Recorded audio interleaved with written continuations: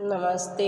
हम अनीता तिवारी रिंकी दीदी के फरमाइश गीत बेटी के बियाह गावतनी। अच्छा लगी तो लाइक करब, शेयर करब, कमेंट करब। धन्यवाद। ईटी गढ़ू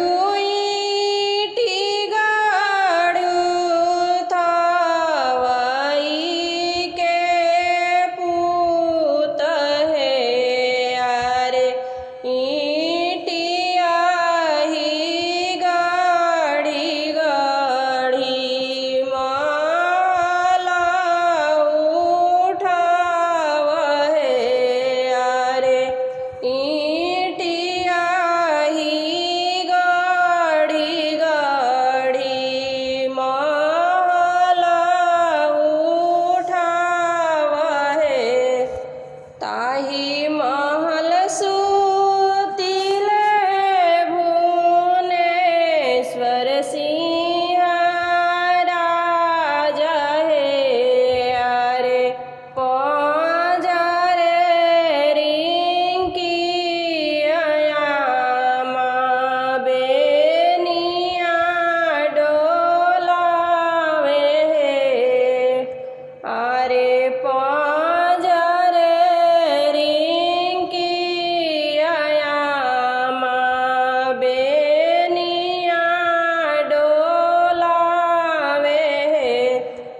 थोड़ा डोले बेनिया बहुत पूछे बात है यारे, हमारा अभिलाषा बेटी के का देह बधाए जहे।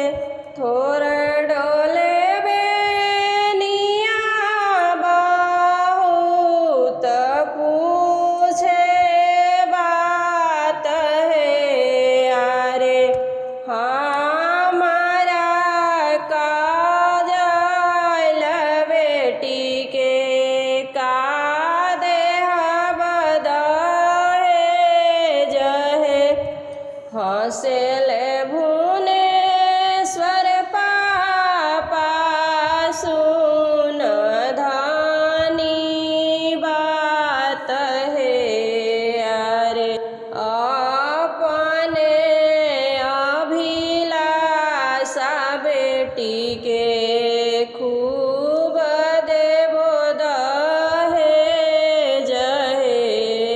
अरे अपने अभिलाषा बेटी के खूब देबो दहेज है।